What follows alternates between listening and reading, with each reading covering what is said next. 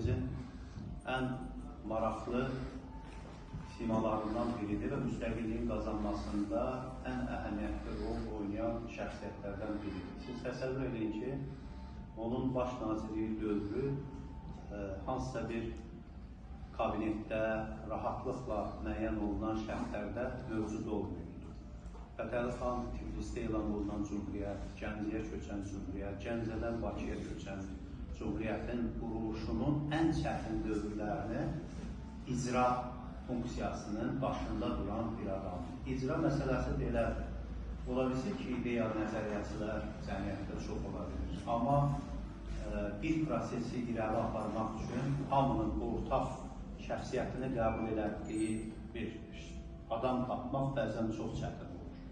Yəni kitablarla, yazılarla, fikirlərlə bir müstəqilliyin əsasını müəyyən edən şəxsiyyətlərimiz vardır. Məhəmməd Əmin Rəsulzadə başda olmaqla bu tür şəxsiyyətlərimiz artıq ortaya çıxmışdılar və öz sözlərini deyirdilər. Amma konkret bir cümhuriyyətin təməl daşlarını qurmaq üçün Fətəli xan Xoyski şəxsiyyətində, obrazında bir insanın tapılması Azərbaycanın şansı idi. Siz təsəvvür edin ki, bunu tarixçilərimiz də gözəl bilirlər. Thompsonla görüşdən sonra Thompsonda yaratdığı təəssürat bəlkə də cümhuriyyətin tanınmasının əsas şərtlərindən biri oldu. Yəni, bu parlaq sima ilə görüşdən sonra düşmənin, bəlkə də Azərbaycanın müstəqilliyini mahiyyətcə istəməyən bir qubernatorun, İngiliz qubernatorun düşüncəsi dəyişdi. Və bu necə ki, 1906-cı ildə səhv eləmirəmsə, Tiflisdə erməni və Azərbaycanlıların davasından sonraki dövrdə Canişin tərəfindən Azərbaycan ziyalıları və erməni ziyalıları, ictimai xadimləri ora dəvət olunanda Əhməd Ağaoğlunun fransızca bir çıxışı bütün orada toplanan səfirlərin mövqeyini dəyişmiş oldu.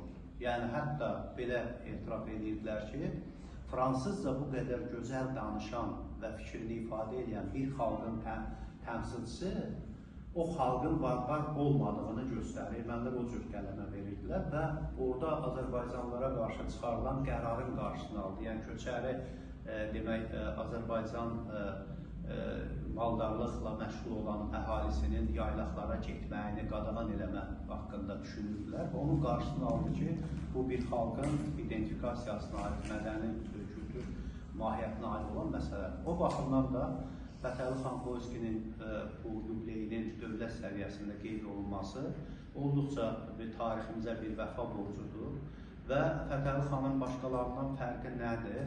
O 20-ci ildə qətlə yetirildi, Tiflisdə qətlə yetirildi və Fətəli xan başqa bizim böyük mücahidlərimiz kimi, böyük öndərlərimiz kimi xüsusi bir yazılı irs qoyma imkanına sahib olmadı. Bəlkə də daha fərqli bir əsərlər yaza bilər. Çünki görkəmli hüquqşünas idi, çox dərin bilgili vəkil idi və nüfuzu da kifayət qədər böyükdür.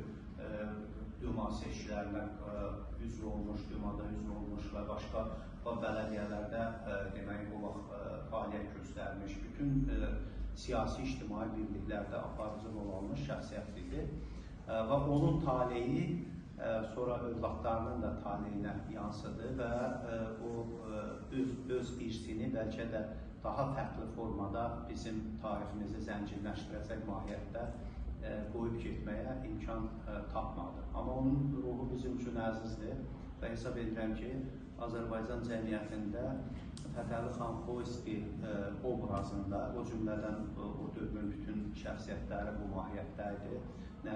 Nəsib bəy Yusifbəyli də təbii ki, Məhəmməd Əmin Rəsulzadə başda olmaqla hamısı bizim üçün bir dəyər idi və onların Tiflisdə Həsən bəy Ağayevin və onun qətlə yetirilməsi